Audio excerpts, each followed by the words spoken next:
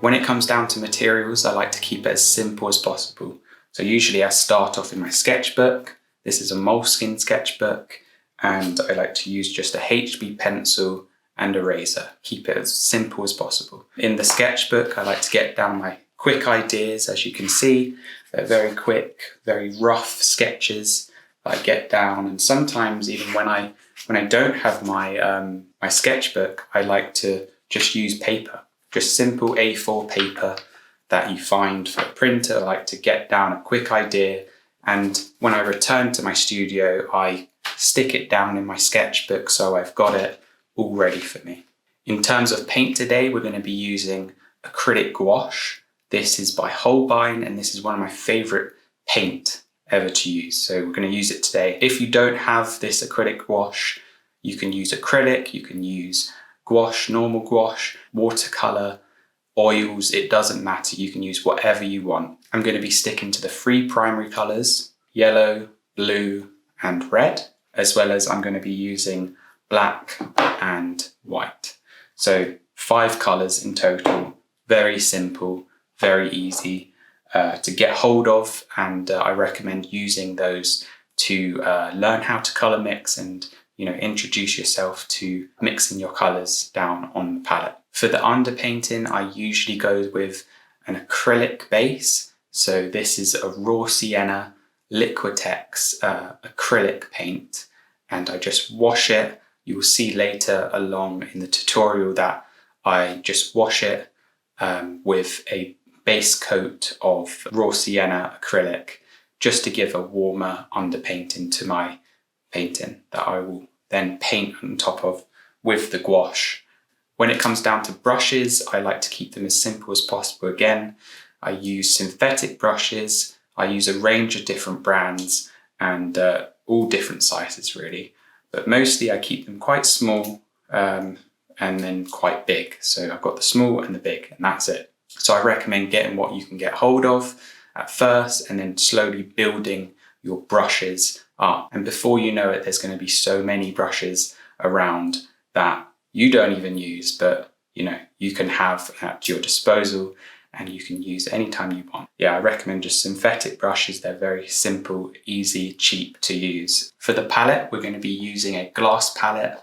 This is my favorite type of palette. It's smooth, easy to work off. You can also use a paint scraper that I've got, and you can just scrape off the paint once it's done. So I recommend getting a very smooth, either glass or ceramic surface to work off, so you can take the paint off and you can reuse it hundreds and hundreds of times with no problems. Because we're going to be using acrylic gouache today, that is a water-based product, we're going to be using a water cup to mix our paint with. I use this Faber-Castell water cup that you can actually, place down and take it on the go. I also like to use frog tape. Frog tape is really good painter's tape that you can create clean lines with. For the studies, I like to create a border of frog tape, and then I paint within, and then I can peel off with no problems. It won't rip the paper. I can also use it on the side of a canvas or canvas panel or wood panel to create a clean line with no paint on, and it's very, very useful. Now this is something that I use all the time. I put this on and it gives me a little bit extra support.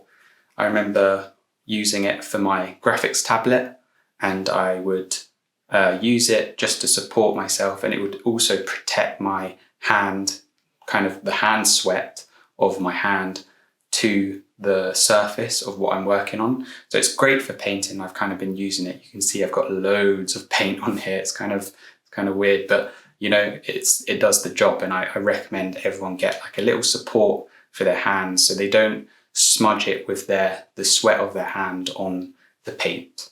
As we progress in this tutorial, we're going to be using Archer's hot press paper. Now all this is just a very smooth watercolor paper. If you look for 300 GSM in your watercolor paper, it will be great, and it can support a range of paints with no problem. So I like to use the smoothest paper I can get, and this is Archer's hot press paper. Now for our final piece today, we're going to be using a ampersand artist panel. Now this is already pre-primed, which means you can paint on it straight away, no problem. And I like getting these panels because they're very thin, they're very easy to store, and you don't really have to worry about too much because it's just a simple wood panel and it's all just ready to go. So I recommend ampersand. They're very good brands that create high quality, cheaper kind of wood panels that you can use with no problems. So we're going to be using that for the final piece. Paper towels, I use this all the time to get rid of excess water from my brush, and I wipe it on simply just to get rid of it. It's very useful to have. I recommend getting a load of paper towels ready for you always to wipe off excess water. You can also wipe off excess paint. If you have too much paint on your brush, it's useful to just dab it down, get rid of it, and you're good to go. Last of all, we're going to be using a Dorland's wax medium. Now what this is just a final protective coat that I put on my painting once it's done.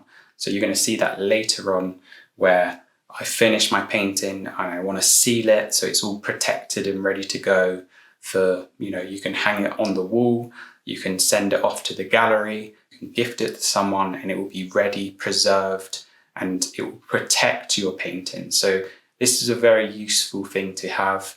I discovered it last year and I was pretty much hooked. I go through a lot of this. It leaves a nice matte finish, and if you want a matte finish, this is a perfect way to finish your painting. So that's it, guys. That's all the materials that we're going to be using today. If you don't have some of them, that's fine. You can kind of improvise and use what you've got. I recommend to use what you've got because I remember when I was younger, I would buy loads of stuff that I didn't really need but thought I did. And really I had, the most basic materials, just like this pencil. You don't need any fancy pen, pencil. You're completely fine with a simple pencil. We're going to keep it as simple as possible today so you would have no problems in starting your painting.